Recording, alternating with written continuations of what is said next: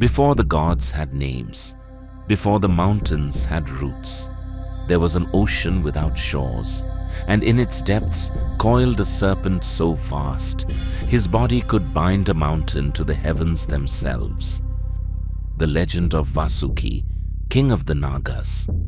Deep beneath the earth, past the roots of the world tree, lies Patala, the seventh realm of the underworld.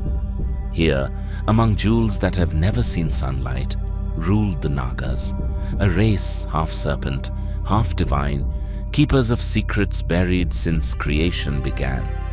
And above all of them, coiled upon a throne of gold and shadow, ruled Vasuki, king of the Nagas, brother to Shesha, who bears the weight of the universe upon his endless coils.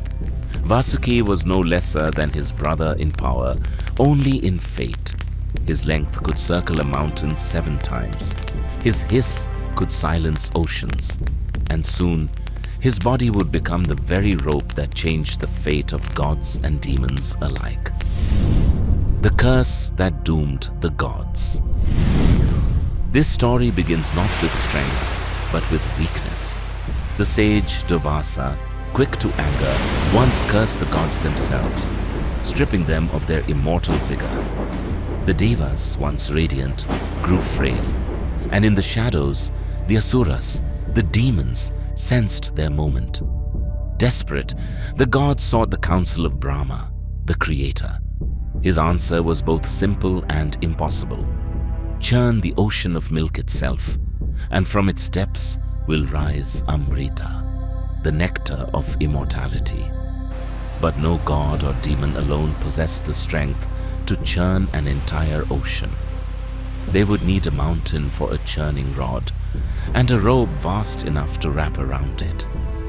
Only one being in all creation was long enough, strong enough, and perhaps foolish enough to serve as that rope.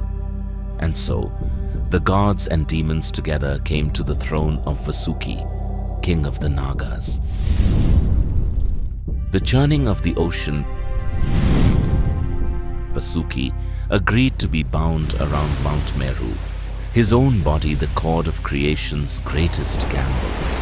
On one side, the Devas gripped his tail. On the other, the Asuras gripped his many-hooded head, believing the position of honor would bring them greater strength. Back and forth, the two armies pulled, gods on one end, demons on the other, spinning the mountain like the axis of the world. And Vasuki screamed. The friction of a mountain grinding against his own coiled body set his flesh ablaze.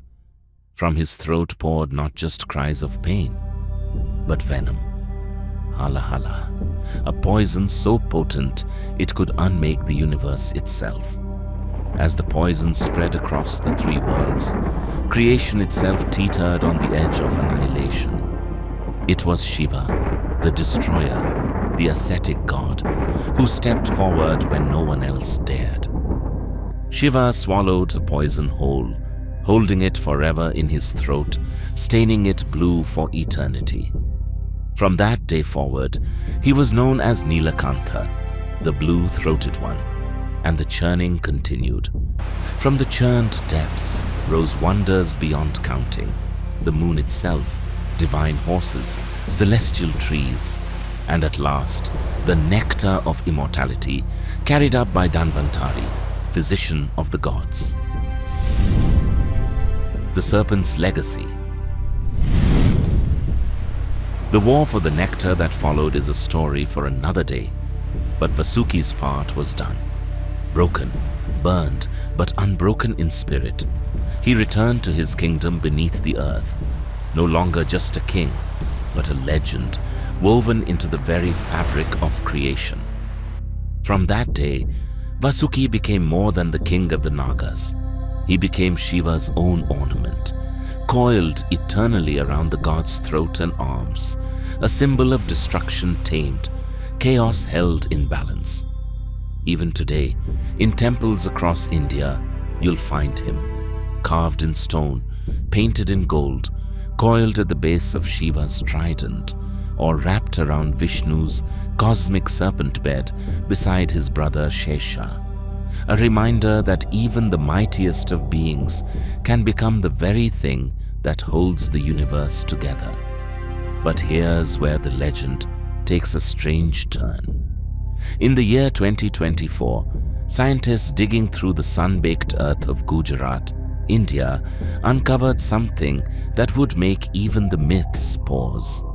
Bones, real bones, of a snake so massive, scientists could only think of one name fitting enough to give it. Next episode, Vasuki Indicus, India's giant prehistoric snake. The myth was never just a myth.